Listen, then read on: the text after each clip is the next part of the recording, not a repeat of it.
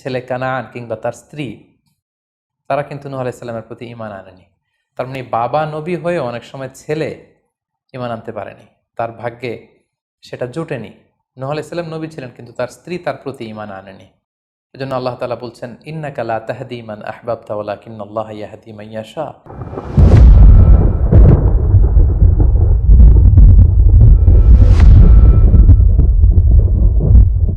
আসসালামু আলাইকুম ওয়া রাহমাতুল্লাহি ওয়া বারাকাতুহু। নাহমাদুহু ওয়া নুসাল্লি আলা রাসূলিহিল কারীম। আম্মা বা'দু ফাআউযু বিল্লাহি মিনাশ শাইতানির রাজীম। বিসমিল্লাহির রহমানির রহিম। নূহ আলাইহিস সালাম আউয়ালু রাসূলিন বুইসা ইলা আহলিল আরদ। সাইয়েদনা আদম আলাইহিস সালাম এবং ইদ্রিস আলাইহিস সালামের পরে আল্লাহ তাআলা নূহ আলাইহিস সালামকে পৃথিবীর সর্বপ্রথম রাসূল করে এই পৃথিবীতে প্রেরণ করেছেন। এবং আল্লাহ তাআলা ওনাকে বলেছেন আবদান শাকুরা, মানে হচ্ছে অ্যান অবিডিয়েন্ট সার্ভেন্ট অফ আল্লাহ। আল্লাহ তাআলার একজন কৃতজ্ঞ বান্দা হিসেবে আল্লাহ তাআলা কালামুল্লাহ মাজিদে নূহ আলাইহিস সালামকে এই উপাধি দিয়েছিলেন।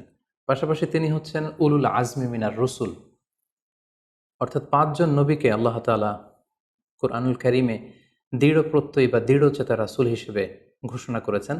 নূহ আলাইহিস সালাম হচ্ছেন তাদের মধ্য থেকে অন্যতম। সাউদার্ন ইরাকের একটি শহরে, যেটি কুফা শহরের নিকটবর্তী একটি শহর, এমন একটি শহরে আল্লাহ তাআলা নূহ আলাইহিস সালামকে নবী হিসেবে প্রেরণ করেছিলেন। সাইয়েদনা আদম আলাইহিস সালাম থেকে শুরু করে নূহ আলাইহিস সালাম পর্যন্ত টানা 1000 বছর পর্যন্ত পৃথিবীতে শিরকের সূচনা বা উৎপত্তি হয়নি। বেসিকলি নূহ আলাইহিস সালামের জামানাতেই এই পৃথিবীতে সর্বপ্রথম শিরকের সূচনা হয়েছিল। ইবলিস শয়তান সর্বপ্রথম নূহ আলাইহিস সালামের জামানার যে কওমের লোকেরা, তাদের কাছে শিরকের ইন্ট্রোডিউস করেছিল। তাদের সময়ে 5 জন আল্লাহওয়ালা ব্যক্তি ছিল। তাদের ইন্তেকালের পরে শয়তান সেই জনগোষ্ঠীর লোকদের কাছে এসে বলল, তোমরা এই সমস্ত কি ইবাদত করছো? তোমাদের পূর্বপুরুষেরা যেমনভাবে আল্লাহ তাআলার কাছে ইবাদত করে নিজেদেরকে সঁপে দিয়েছিল, তার সামনে তো তোমাদের ইবাদত কিছুই নয়। তোমরা একটা কাজ করো, তোমাদের 5 জন আধ্যাত্মিক পুরুষ বা আল্লাহর প্রিয় বান্দাদের 5টি মূর্তি তৈরি করে তোমরা তোমাদের ইবাদতগাহের পাশে রাখো। ফলে তাদের চেহারা দেখলে তাদের বেশি বেশি ইবাদতের কথা তোমাদের স্মরণ হবে এবং তোমরা আল্লাহ তাআলার ইবাদত করার ব্যাপারে বেশি আগ্রহী হবে। তারা এই শয়তানের মুখরোচক চমৎকার এই কথা শুনে তাদের শ্রেষ্ঠ 5 জন সন্তান বা আল্লাহওয়ালা 5 জন ব্যক্তির 5টি মূর্তি তৈরি করে তাদের ইবাদত গাহের ভেতরে তারা স্থাপন করলো। এবং আসলেই তারা যখন এই 5 জন ব্যক্তিদের মূর্তির দিকে তাকাতো, তাদের আল্লাহ তাআলার ইবাদতের কথা তাদের স্মরণ হতো, ফলে তারা আল্লাহ তাআলার বেশি বেশি ইবাদত করতে লাগলো। এই জেনারেশন এভাবেই বেশি বেশি আল্লাহ তাআলার ইবাদতের মধ্য দিয়ে তারা পার করতে লাগলো। কিন্তু পরবর্তী জেনারেশন যখন আসলো, শয়তান তাদের কাছে এমনভাবে কুমন্ত্রণা বা টেম্পটেশন দিল, ফলে ওই প্রজন্ম তারা আল্লাহ তাআলার এক আল্লাহর ইবাদতকে ভুলে গিয়ে এই 5 জন শ্রেষ্ঠ আল্লাহর ওয়ালির মূর্তির সামনে দাঁড়িয়ে সেখানেই তারা মানত করতে শুরু করলো এবং এক আল্লাহর ইবাদত বাদ দিয়ে সেই মূর্তিগুলোর ইবাদত শুরু করে দিল। এভাবেই সাইয়েদনা নূহ আলাইহিস সালামের জামানাতে সর্বপ্রথম শিরকের সূচনা হয়। পবিত্র কালামুল্লাহ মাজিদে আল্লাহ তাআলা এই ঘটনাটি এভাবে উল্লেখ করেছেন যে নূহ আলাইহিস সালামের জামানায় যারা নেতৃত্ব স্থানীয় ছিল, তারা সাধারণ লোকদেরকে উদ্দেশ্য করে বলতো, ওয়াকালু লা তাযারুন্না আলিহাতাকুম ওয়ালা তাযারুন্না ওয়াদ্দাম ওয়ালা সুওয়াআ ওয়ালা ইয়াগুসা ওয়া ইয়াউকা ওয়া নাসরা। অর্থাৎ আমাদের যে 5 জন বিখ্যাত ব্যক্তি, তাদের নাম ছিল ওয়াদ্দান, সুওয়াআন, ইয়াগুস, ইয়াউক এবং নাসর। তোমরা এদের ইবাদত ছেড়ে দিও না, বরং তোমরা এদের উপাসনা করতে থাকো। ফলে এই আয়াত প্রমাণ করে যে নূহ আলাইহিস সালামের জামানাতে সর্বপ্রথম শিরকের উৎপত্তি হয়েছিল।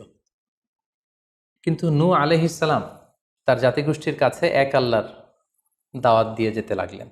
তিনি বলতে আরম্ভ করলেন, ইয়া কওমি আবুদুল্লাহ মা লাকুম মিন ইলাহিন গায়রুহু আফালা তাত্তাকুন। হে আমার জাতিগোষ্ঠীর লোকেরা, হে আমার জনগোষ্ঠীর লোকেরা, তোমাদের কি হলো? তোমরা কেন এক আল্লাহর ইবাদত করছো না? তোমরা কি আল্লাহকে ভয় পাও না? এবং তিনি বললেন যে আল্লাহ তাআলা আমাকে তার বাণীবাহক হিসেবে, প্রেরিত রাসূল হিসেবে তোমাদের কাছে পাঠিয়েছেন। এই যে আমি তোমাদেরকে তাওহীদের বা এক আল্লাহর ইবাদতের দিকে দাওয়াত দিচ্ছি, এজন্য তো আমি কোনো পারিশ্রমিক তোমাদের কাছে চাচ্ছি না, বরং তোমরা যেভাবে শিরক করে যাচ্ছ, এক আল্লাহ ছাড়া মূর্তির পূজা করে যাচ্ছ, ইন্নী আখাফু আলাইকুম আযাব ইয়াউমিন আযীম, আমি তোমাদের উপর কঠিনতম আযাব আসার আশঙ্কা করছি। সো তোমরা শিরক ছেড়ে দিয়ে, মূর্তি পূজা ছেড়ে দিয়ে, পৌত্তলিকতা ছেড়ে দিয়ে এক আল্লাহ তাআলার ইবাদতের দিকে ফিরে আসো। নূহ আলাইহিস সালাম যখন তার জাতিগোষ্ঠীর লোকদের কাছে তাওহীদের দাওয়াত বা এক আল্লাহর ইবাদতের দাওয়াত দেয়া শুরু করলেন, তার জাতির লোকেরা, তার কওমের লোকেরা নানা ধরনের টাল বাহানা, অজুহাত এবং বিভিন্ন ধরনের যুক্তি তারা স্থাপন করতে শুরু করলো। তাদের প্রথম যুক্তি ছিল যে, হে নূহ, কেন আমরা তোমার দাওয়াতে সাড়া দেব? কারণ সমাজের নিম্ন শ্রেণীর লোকেরা হচ্ছে তোমার অনুসারী। আরাযিলুনা বাদিয়ার রাই ওমা নারাকা ইত্তাবাআকা ইল্লাল্লাযীনা হুম আরাযিলুনা বাদিয়ার রাই। কারণ আমরা দেখতে পাচ্ছি সমাজের লো ক্লাসের যারা লোকজন, নিম্ন শ্রেণীর লোকজন, নিম্ন পেশার লোকজন, এরাই হচ্ছে তোমার ফলোয়ার।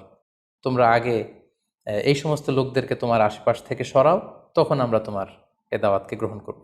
তাদের আরও একটি যুক্তি ছিল যে, তুমি এই নিম্ন শ্রেণীর লোকদেরকে নিয়ে সমাজে ইনফ্লুয়েন্সিয়াল হতে চাচ্ছ। ইয়াতাফাদ্দালু আলাইকুম, এই নূহ হচ্ছে জেলে সমাজ, কৃষক সমাজ, এই সমস্ত নিম্ন শ্রেণীর লোকদেরকে নিয়ে এই সমাজের মধ্যে একটা ইনফ্লুয়েন্স ক্রিয়েট করে সে আমাদের উপর সুপিরিয়র হতে চাইছে। এটা ছিল তাদের আরেকটা যুক্তি। তারা আরও বলতো যে, আগে যদি এই নিম্ন শ্রেণীর লোকদেরকে তোমার কাছ থেকে তুমি তাড়িয়ে দাও, তাহলে আমরা তোমার উপর বিশ্বাস স্থাপন করতে পারি। নূহ আলাইহিস সালামের এই কথার জবাবে তিনি বলেছিলেন, ওমা আনা বিতারিদিল্লাযীনা আমানু, অর্থাৎ যারা আল্লাহ তাআলার উপর বিশ্বাস স্থাপন করেছে, যদিও তারা নিম্ন শ্রেণীর হয়ে থাকে, কি করে আমি তাদেরকে তাড়িয়ে দিতে পারি? তাদের আরও একটি যুক্তি ছিল যে, তুমি আমাদের মতো মানুষ, দেখতে তো তুমি আমাদের মতো মানুষ, তুমি খাচ্ছ, দাচ্ছ, ঘুমাচ্ছ, ঘুরে বেড়াচ্ছ, বাজারে যাচ্ছ, ক্রয় বিক্রয় করছো, আমাদের মতো মানুষ হয়ে তুমি কেমন করে রাসূল হতে পারো? তুমি যে রাসূল, কি করে আমরা বিশ্বাস করব? কেন আকাশ থেকে ফেরেশতারা এসে বলে দিয়ে যায় না যে তুমি রাসূল? তাহলে তো আমরা ফেরেশতাদেরকে দেখলে আমরা আস্থা পেতে পারি এবং নিশ্চিত হতে পারি যে আসলেই তুমি আল্লাহর পাঠানো রাসূল। এবং তারা পাশাপাশি আরও বলতো যে, আমাদের পূর্বপুরুষরা তো এই সমস্ত মূর্তিরই পূজা করেছে, তাহলে কি তুমি বলতে চাইছো এরা ভ্রান্ত ছিল? সর্বশেষে তারা বলতে আরম্ভ করলো যে, নূহ, তুমি হচ্ছে মিথ্যাবাদী, পাগল এবং ভ্রান্ত, আমরা আমাদের অবস্থানে অটল থাকব। এভাবে সাইয়েদনা নূহ আলাইহিস সালামের তাওহীদের যে দাওয়াত তিনি তার সমাজে ছড়িয়ে দিচ্ছিলেন, তারা ডিরেক্টলি এই একত্ববাদের দাওয়াতকে তারা প্রত্যাখ্যান করলো, রিজেক্ট করলো। কিন্তু নূহ আলাইহিস সালাম তিনি হাল ছাড়েননি। তিনি টানা 950 বছর তার জাতিগোষ্ঠীর লোকদের কাছে তিনি এক আল্লাহর দাওয়াত দিয়ে যেতে লাগলেন। কালামুল্লাহ মাজিদ আমাদেরকে জানাচ্ছে, ওয়ালাকাদ আরসালনা নূহান ইলা কওমিহি ফালাবিসা ফীহিম আলফা সানাতিন ইল্লা 50 আমা। তিনি 1 বছর, 2 বছর, 10 বছর, 20 বছর নয়, টানা 950 বছর তিনি লাগাতার কন্টিনিউয়াসলি তার কওমের লোকদের কাছে তিনি এই তাওহীদের দাওয়াত দিয়ে যেতে লাগলেন। এবং তিনি দিন রাতকে এক করে টায়ারলেসলি, রেস্টলেসলি তিনি তার জাতিগোষ্ঠীর কাছে এই একই দাওয়াত দিতে লাগলেন। তিনি বলছেন যে, রব্বি ইন্নী দাআউতু কওমি লাইলা ওয়া নাহারা, হে আল্লাহ, দিন রাত তো আমি চেষ্টা করে গেলাম, তাদেরকে তাওহীদের দাওয়াত দিলাম, কিন্তু তারা আমার কথা শুনছে না। ওয়া ইন্নী কুল্লামা দাআউতুহুম লিতাগফিরা লাহুম জাআলু আসাবিআহুম ফি আযানিহিম। এর মানে হচ্ছে, আল্লাহ, আমি যখনই তাদেরকে দাওয়াত দিতাম, তারা তাদের আঙ্গুলগুলো তাদের কানের ভেতরে ঢুকিয়ে রাখতো, যাতে করে আমার তাওহীদের কথা তাদের শুনতে না হয়। এবং ওয়াস্তাগশাউ সিয়াবাহুম ওয়া আসররু ওয়াস্তাকবারু ইস্তিকবারা, তারা আমাকে দেখলেই চাদর দিয়ে তাদের মুখ পেঁচিয়ে রাখতো, যাতে করে আমার কথাগুলো তারা শুনতে না পায়। সুম্মা ইন্নী দাআউতুহুম জিহারা। আমি, নূহ আলাইহিস সালাম বললেন, আল্লাহ, আমি দাওয়াতি কাজ করার কোনো মাধ্যমই তো বাকি রাখিনি। আমি প্রথমে পার্সন টু পার্সন আমি প্রাইভেটলি দাওয়াত দিতাম। এটা যখন তারা অস্বীকার করলো, আমি তখন পাবলিক দাওয়াত দেওয়া শুরু করলাম। আমি তাদের বড় গ্যাদারিংসে, বিভিন্ন ফেস্টিভ্যালে যে তাদেরকে এই দাওয়াতের কথা শোনালাম, কিন্তু তারা প্রত্যাখ্যান করেছে। সুম্মা ইন্নী আ'লানতু লাহুম ওয়া আসরারতু লাহুম ইসরারা। অর্থাৎ এই আয়াত থেকে বোঝা যাচ্ছে যে, নূহ আলাইহিস সালাম দাওয়াত দেয়ার বা বাণী বাহকের যে কাজ, এই গুরুদায়িত্ব পালনে কোনো ধরনের প্রক্রিয়া তিনি বাদ রাখেননি। তিনি দিনে রাতে, তিনি প্রাইভেটলি, তিনি পাবলিকলি, তিনি উৎসাহ প্রদানের মাধ্যমে, জান্নাতের সুসংবাদ দেওয়ার মাধ্যমে, কিংবা জাহান্নামের ভয় দেখানোর মাধ্যমে নানাভাবে তার জাতিগোষ্ঠীর কাছে আখিরাতের কথা, আখিরাতে আল্লাহ তাআলার সুপ্রিম কোর্টের কাঠগড়ায় দাঁড়িয়ে জবাবদিহিতার কথা, এক আল্লাহর একত্ববাদের কথা, এই দাওয়াতগুলো তিনি দিয়ে গিয়েছেন। কিন্তু অধিকাংশ ক্ষেত্রেই এবং অধিকাংশ লোকগুলোই নূহ আলাইহিস সালামের এই তাওহীদের দাওয়াতকে প্রত্যাখ্যান করেছিল এবং রিজেক্ট করেছিল। এভাবে নূহ আলাইহিস সালাম যখন দাওয়াত দিয়ে যেতে লাগলেন, তার কওমের লোকদের মধ্য থেকে ফাইনাল যে রেসপন্সটি এসেছিল সেটি হচ্ছে, ক্বালু লাইন লাম তানতাহি ইয়া নূহ লা তাকুনান্না মিনাল মারজুমিন। হে নূহ, অনেক হয়েছে, এবার তুমি থামো। তুমি যদি এই দাওয়াত দেয়া বন্ধ না করো, তাহলে আমরা তোমাকে স্টোনিং করে, পাথর মেরে, প্রস্তর নিক্ষেপ করে দুনিয়া থেকে বিদায় করে দিব। এবং তারা এও বলল যে, ক্বালু ইয়া নূহ ক্বাদ জাদালতানা ফাআকসারতা জিদালানা। অনেক হয়েছে, তুমি অনেক আর্গুমেন্ট আমাদের সাথে দিয়েছ, অনেক তর্ক বিতর্ক তোমার সাথে হয়েছে, এবার থামো। ফাআতিনা বিমা তাইদুনা ইন কুনতা মিনাস সাদিকিন। তুমি যে আযাবের ভয় দেখাচ্ছ, পারলে সেটা দেখাও। তুমি আমাদেরকে বলছো যে আমরা যদি এক আল্লাহর ইবাদত না করি, আমরা যদি পৌত্তলিকতা না ছাড়ি, তাহলে আল্লাহ তাআলা আযাব দিয়ে আমাদেরকে ধ্বংস করে দিবে। পারলে সেই ধ্বংসলীলা তুমি আমাদের সামনে নিয়ে আসো, পারলে সেই শাস্তি দেখাও, তুমি যদি সত্যবাদী হয়ে থাকো। এবার নূহ আলাইহিস সালাম তাদের এ ধরনের অ্যাটিটিউড দেখে অনেকটা হতাশ হলেন। তিনি তাদের কাছে কোনো প্রতিদান চাইছেন না, তাদের কল্যাণের জন্যই, তাদেরকে জাহান্নামের আগুন থেকে বাঁচার জন্যই তিনি 950 বছর ডেডিকেট করে দিলেন তাদের দাওয়াতি কাজে। কিন্তু তারা যখন এই দাওয়াতি কাজে সাড়া দিচ্ছে না, অবশেষে হতাশ হয়ে নূহ আলাইহিস সালাম আল্লাহকে দোয়া করলেন, আল্লাহ ফাফতাহ বাইনি ওয়া বাইনাহুম ফাতহান। আমি আর পারছি না, আপনি এবার এসপার ওসপার করে দিন, আপনি একটা ফায়সালা করে দিন। অবশেষে তিনি বদদোয়া করে বসলেন, তাদের উপর অভিশাপ দিয়ে ফেললেন, কার্ডস করে বসলেন। তিনি বললেন, রাব্বি লা তাযার আলাল আরদি মিনাল কাফিরিনা দাইয়ারা। হে আল্লাহ, আপনি এমন আযাব পাঠান, আযাব দিয়ে আপনি কাফিরদের আন্ডা বাচ্চা কাউকে আপনি অবশিষ্ট রাখবেন না। পুরো কাফির সমাজ, মুশরিক সমাজকে আপনি আযাব দিয়ে ধ্বংস করে দেন। যদি আপনি তাদেরকে বাঁচিয়ে রাখেন, তাহলে তারা বিশ্বাসীদেরকেও সংক্রামিত করবে এবং তাদের অনাগত প্রজন্ম তারা পাপাচারী হয়ে এই পৃথিবীতে তারা ফাসাদ সৃষ্টি করবে। নূহ আলাইহিস সালাম যখন এরকম বদদোয়া করলেন, আল্লাহ তাআলা নূহ আলাইহিস সালামের এই অভিশাপ বা বদদোয়াকে কবুল করলেন এবং তিনি নূহ আলাইহিস সালামকে জানিয়ে দিলেন, নূহ, তোমার কথা মতো আমি এবার এটার একটা শেষ দেখে ছাড়বো এবং আমি পৃথিবীতে আযাব পাঠাবো। সে আযাবটি হচ্ছে ভয়ঙ্কর ধরনের বন্যা হয়ে যাবে গোটা পৃথিবীতে, মহাপ্লাবন ঘটবে। সো সে প্লাবন থেকে বাঁচার জন্য ওয়াসনাইল ফুলকা বিআইউনিনা ওয়া ওয়াহিনা, অর্থাৎ হে নূহ, তুমি আমার গাইডেন্স বা আমার পাঠানো দিক নির্দেশনা অনুযায়ী তুমি বিশাল একটি নৌকা বানাও বা কিস্তি বানাও বা বিশাল একটি জলতরী বা নৌযান বানাও, যাতে করে এই মহাপ্লাবন থেকে বাঁচার জন্য তুমি বিশ্বাসীদেরকে নিয়ে এই নৌযানে, এই কিস্তিতে, জাহাজে বা এই জলতরীতে, এই নৌকাতে তোমরা আশ্রয় নিতে পারো। আল্লাহ তাআলার পক্ষ থেকে এই আদেশ যখন আসলো, সাইয়েদনা নূহ আলাইহিস সালাম বিশ্বাসীদেরকে নিয়ে বিশাল এক জলতরী বা নৌকা বা বিশাল এক জাহাজ তিনি তৈরি করলেন। নূহ আলাইহিস সালামের কওমের মুশরিক লোকেরা যখন এই জাহাজ বা নৌকা বানাতে দেখলো, তারা হাসাহাসি শুরু করে দিল। কোরআন বলছে, ওয়া কুল্লামা মাররা আলাইহি মালাউম মিন কওমিহি সাখিরু মিন। তারা যখনই নৌকা বানানো, এই কিস্তি বানানো, এই বিশাল জলতরী বানাতে দেখলো, তারা ঠাট্টা বিদ্রুপ করলো। তারা বলল, নূহ, এই মরুভূমির মাঝখানে কোথায় তুমি এই নৌকা চড়াবে? তোমরা যেহেতু নৌকা বানাচ্ছ, পারলে একটা সাগরও বানিয়ে নাও, যাতে করে তোমাদের এই নৌকাকে, এই জাহাজকে তোমরা ভাসাতে পারো। সাইয়েদনা নূহ আলাইহিস সালাম এবং বিশ্বাসীরা আল্লাহ তাআলার উপর অটল থেকে আল্লাহ তাআলার দেয়া দিক নির্দেশনা অনুযায়ী তারা বিশাল নৌকা তৈরি করে ফেললেন। এ পর্যায়ে আল্লাহ তাআলা নূহ আলাইহিস সালামকে জানালেন যে, মহাপ্লাবনের জন্য নূহ তুমি অপেক্ষা করতে থাকো এবং এই প্লাবনটা হবে 40 দিন লম্বা, 40 days long, and the entire wall will be drastically flooded. গোটা বিশ্বের এমন কোনো জায়গা থাকবে না, আনাচে কানাচে গোটা বিশ্বটা এই মহাপ্লাবনের আওতায় এসে পৃথিবীর সব প্রাণীগুলো মারা যাবে। সো তুমি কি করে বুঝবে যে আমি কখন এই মহাপ্লাবন পৃথিবীতে দিচ্ছি? সেটার একটা সাইন হচ্ছে, তুমি যখন চুলার ভেতর থেকে ফুরফুর করে, কলকল করে পানি বেরোতে দেখবে, তখনই বুঝবে যে সে টাইমটা চলে এসেছে। তখন তুমি হাত্তা ইদা জা আমরুনা বা ফারাত তান্নুর, চুলার ভেতর থেকে আগুনের পরবর্তীতে, আগুনের বিপরীতে পানি ছুটতে আরম্ভ করবে, তখনই বুঝবে যে সে সময়টা চলে এসেছে, মহাপ্লাবনের সময়টা একেবারে ঘনিয়ে এসেছে। কুল নাহমিল ফিহা মিন কুল্লি যাওজাইনি ইসনাইন, তখন তুমি সমস্ত বিশ্বাসী বান্দাবান্দিদেরকে, যারা তোমার ফলোয়ার, যারা একত্ববাদে বিশ্বাসী তাদেরকে নিয়ে সেই নৌকায় তুমি আরোহণ করবে এবং প্রতিটি প্রাণী থেকে জোড়ায় জোড়ায়, অর্থাৎ ম্যাসকুলিন অ্যান্ড ফ্যামিনিন, নারী পুরুষ জোড়ায় জোড়ায় তুমি নিয়ে সেই নৌকাতে আরোহণ করবে, কারণ এই মহাপ্লাবনটা এত ভয়ঙ্কর মহাপ্লাবন হবে, ফলে পৃথিবীতে কেউ বেঁচে থাকবে না এবং তোমরাই হবে নেক্সট জেনারেশন, এবং তোমাদের থেকেই পৃথিবী আবার নতুন করে সভ্যতা বিনির্মিত হবে এবং তোমাদের থেকে নতুন করে পৃথিবীর সব প্রাণীকুল আবার নতুন করে বংশবিস্তার শুরু হবে। আল্লাহ তাআলার এই গাইডেন্স অনুযায়ী নূহ আলাইহিস সালাম অপেক্ষা করতে লাগলেন যে কখন চুলার ভেতর থেকে কলকল করে পানি বেরোয়। হঠাৎ করে তিনি একদিন দেখতে পেলেন যে চুলার ভেতর থেকে পানি বেরোচ্ছে।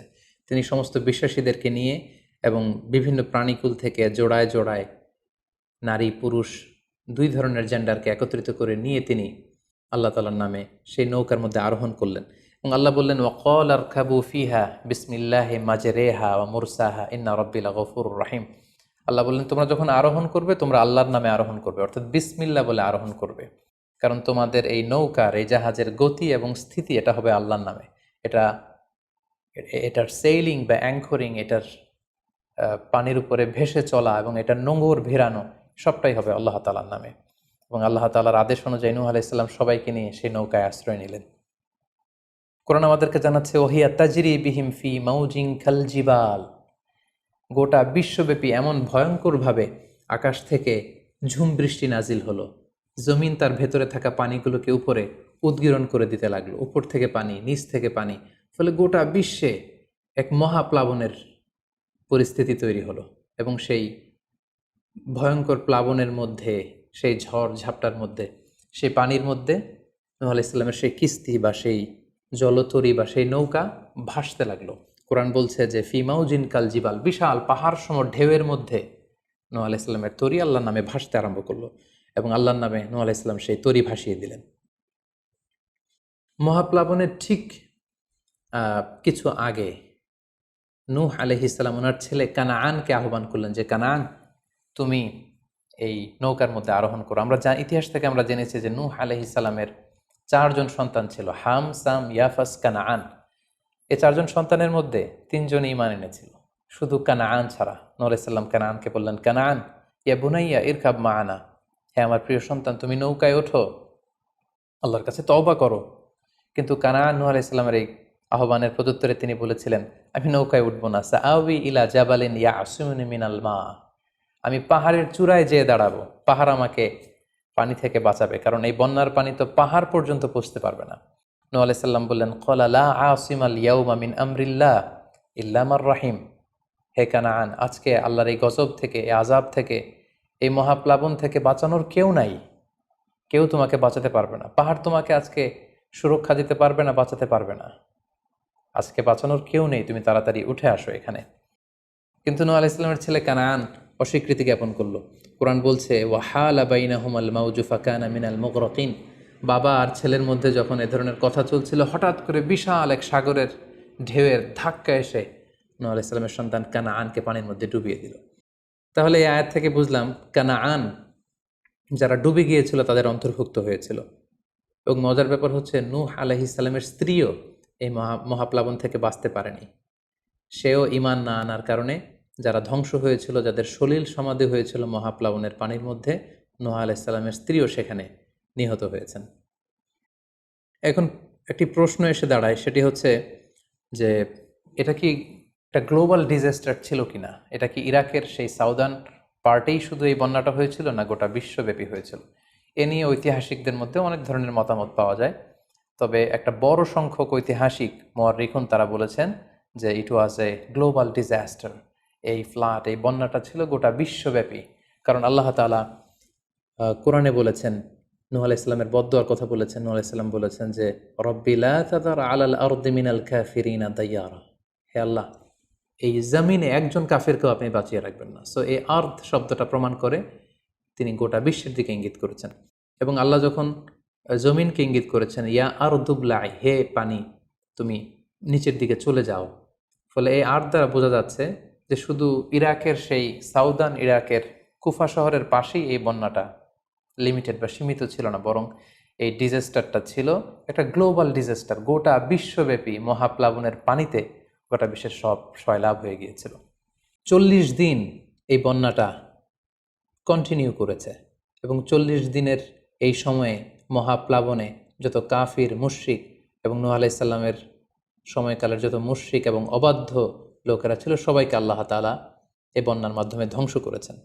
40 দিন পর আল্লাহ তাআলা আদেশ করলেন, ইয়া আরদু বুলাঈ মাআকি ওয়া ইয়া সামাউ আকলিঈ, অর্থাৎ হে আকাশ তুমি বৃষ্টি বর্ষণ করা এবার স্টপ করো, এবার বন্ধ করো। এবং জমিনকে বললেন, জমিন তুমি যে মাটির ভেতর থেকে পানি বের করছিলে, এই পানি বের করা বন্ধ করে তুমি ভূপৃষ্ঠের উপরে থাকা পানিগুলোকে গিলে ফেলো। ওয়াগীদাল মা, ফলে আল্লাহ তাআলার আদেশের সাথে সাথে পানি বর্ষণ এবং পানি জমিনের ভেতর থেকে বের হয় এটা বন্ধ হলো। ওয়াস্তাওয়াত আলাল জুদি, নূহ আলাইহিস সালামের এই বিশাল জলতরী বা কিস্তি বা নৌকা জুদি পাহাড়ে যেয়ে থামল। জুদি পাহাড়ে এই তরীর নোঙর ভিড়ল। এখন জুদি পাহাড়টা কোথায়? কিছু কিছু ঐতিহাসিকরা বলেছেন যে ইরাকের মোসেল শহরে একটি বিশাল মাউন্টেন রেঞ্জ রয়েছে, সেই পাহাড়ের একটা অংশের নাম হচ্ছে জুদি পাহাড়। কোনো কোনো ঐতিহাসিকগণ বলেছেন এই জুদি পাহাড়টি আর্মেনিয়াতে অবস্থিত। অনেক ঐতিহাসিকগণ মত প্রকাশ করেছেন যে এটি ইরাকেও নয়, এটি আর্মেনিয়াতেও নয়, বরং এটি তুরস্কের একটি পাহাড়। এবং তারা বিশাল বড় একটি নৌকার খণ্ড দিয়ে ঐতিহাসিকভাবে অনেকেই প্রমাণ করতে চেয়েছেন যে নূহ আলাইহিস সালামের সেই কিস্তির কিছু অংশ আজও সেই পাহাড়ের মধ্যে রয়ে গিয়েছে। সেই জুদি পাহাড়ে যখন এই নৌকাটি ভিড়ল, আল্লাহ তাআলা তখন নূহ আলাইহিস সালামকে আদেশ করলেন, ইহবিত বিসালামিন মিন্না, তুমি এবার শান্তির সাথে সেফলি সাউন্ডলি তুমি এবার সেই জুদি পাহাড়ে তোমরা নামো। ও বারাকাতিন আলাইক, তোমাদের উপর আমার পক্ষ থেকে বারাকা ব্লেসিং থাকবে। ও আলা উমামিম মিম্মান মাআক, এবং তোমার সাথে যারাই আছে সবার জন্য আমার পক্ষ থেকে ব্লেসিং থাকবে। এবং এই বিশাল মহাপ্লাবন থেকে যে আমি তোমাদেরকে বাঁচিয়ে দিয়েছি, শুকরিয়া স্বরূপ তোমরা সবাই পড়ো আলহামদুলিল্লাহ। ফাকুলিল হামদুলিল্লাহ। কোরআন বলছে যে তারা সবাই আল্লাহর প্রশংসা করে সেখান থেকে নেমে আসলো এবং নূহ আলাইহিস সালামকে আল্লাহ তাআলা শিখিয়ে দিলেন, নূহ এবার তুমি পড়ো রব্বি আনজিলনি মুনজালান মুবারাকান ওয়া আনতা খায়রুম মুনজিলিন, অর্থাৎ হে আল্লাহ আপনি এমন জায়গায় আমাদেরকে অবতরণ করুন যে জায়গাটা আমাদের জন্য কল্যাণকর, কারণ আপনিই তো উত্তম অবতরণকারী। ফলে নূহ আলাইহিস সালামের সাথে যারা ছিল বিশ্বাসীরা, তারা এবং তার সাথে প্রাণীকুলের মধ্য থেকে যারা ছিল সবাইকে নিয়ে নূহ আলাইহিস সালাম এই জমিনে বন্যা পরবর্তী মহাপ্লাবন পরবর্তী সময়ে তিনি সবাইকে নিয়ে এই জমিনের মধ্যে আবার নেমে আসলেন। ফলে ঠিক ওই সময়টাতে পৃথিবীতে আর কোনো কাফের, কোনো মুশরিক, কোনো পৌত্তলিক ছিল না, বরং তখন এটা ছিল, it was very fresh and pure monotheist generation, একত্ববাদী একটা প্রজন্ম। ফলে এখানে ঠিক ঠিক ওই সময়টাতে পৃথিবীতে আর কোনো কাফির মুশরিক আর ছিল না। আমরা আমাদের আলোচনার শুরুর দিকে বলেছিলাম যে নূহ আলাইহিস সালামের 4 জন ছেলে ছিল, হাম, সাম, ইয়াফাস এবং কানাআন। এবং ঐতিহাসিকভাবে এটা ঐতিহাসিক বিভিন্ন ধর্মগ্রন্থ থেকেও এটা প্রমাণিত যে এই 4 ছেলের মধ্য থেকে একজন ছেলে ছিল কানাআন, যে মহাপ্লাবনে মৃত্যুবরণ করেছে, এবং হাম, সাম এবং ইয়াফেস, তাদের মধ্য থেকেই মূলত গোটা বিশ্বে নতুন করে মানব সভ্যতার আবার সূচনা হয়েছে।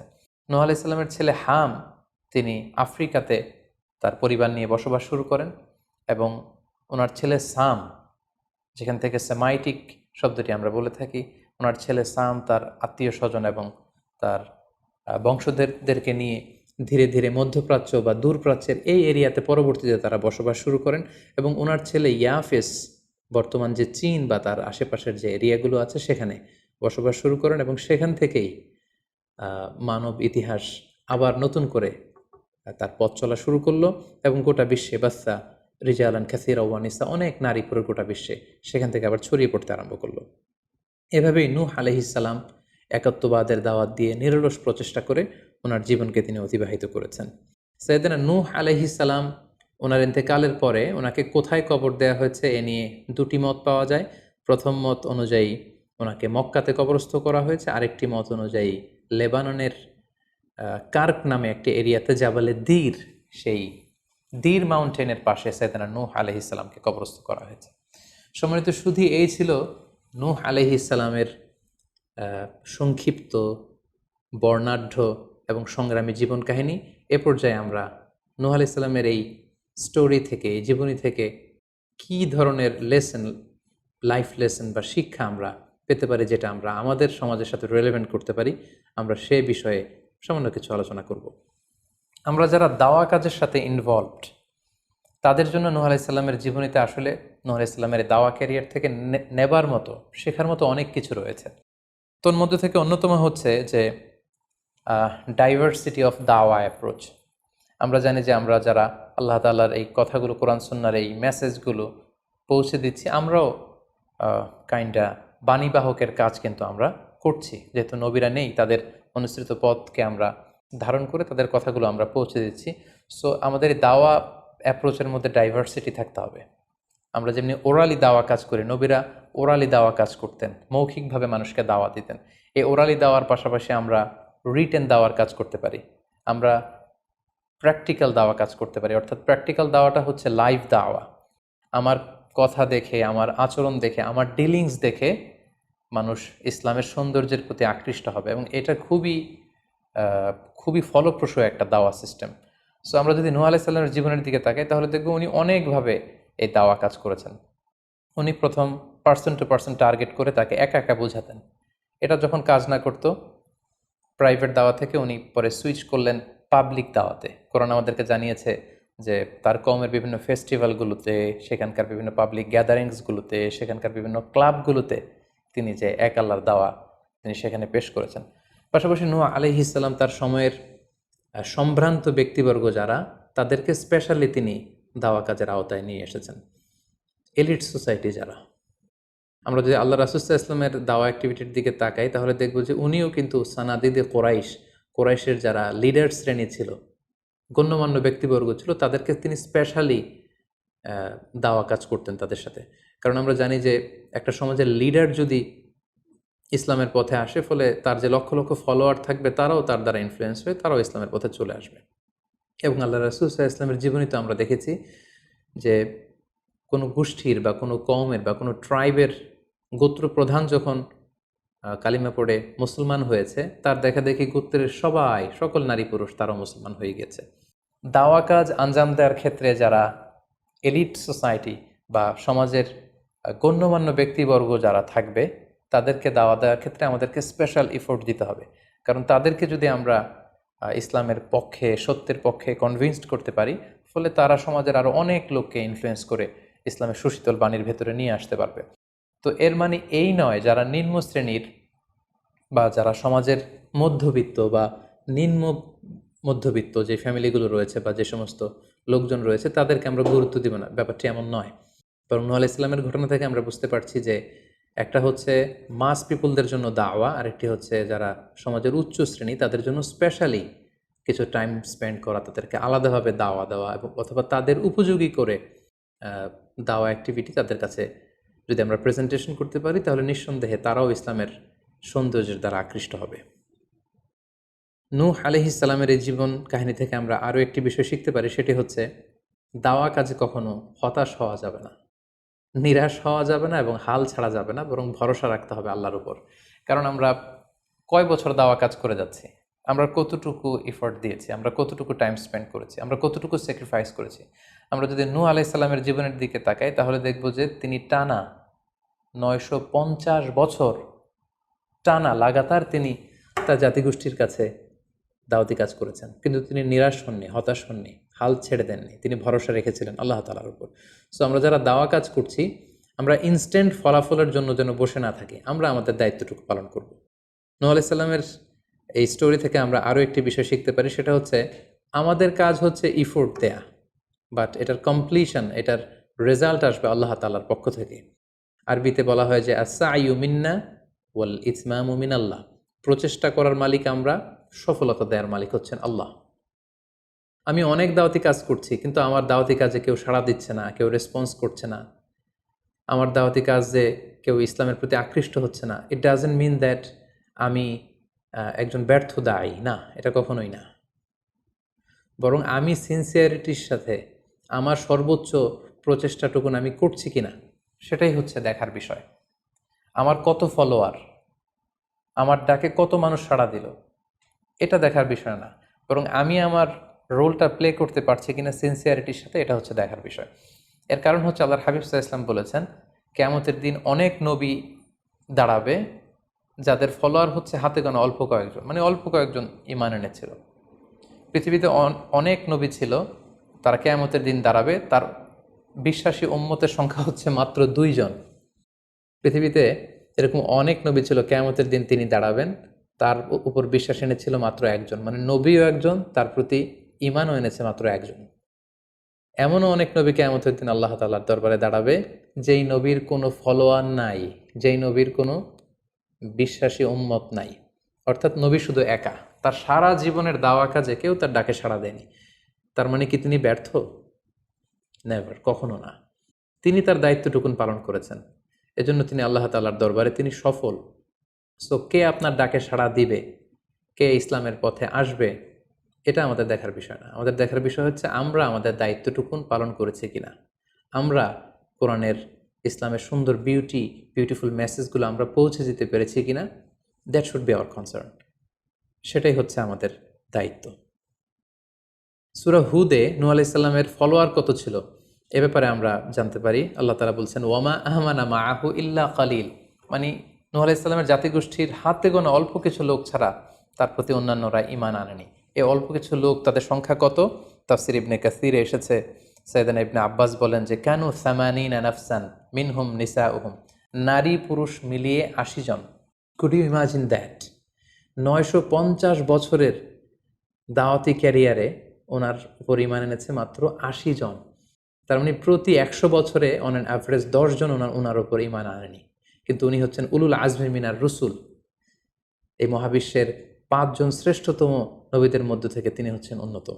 সো আমাদেরকে দেখতে হবে আমরা আমাদের দায়িত্বটুকুন পালন করছি কিনা, কতজন আমাদের ডাকে সাড়া দিল, কতজন আমাদের ফলোয়ার হলো, কতজন ইসলামের পথে আসলো কে আসলো না, সেটা আল্লাহ তাআলা নির্ধারণ করবেন।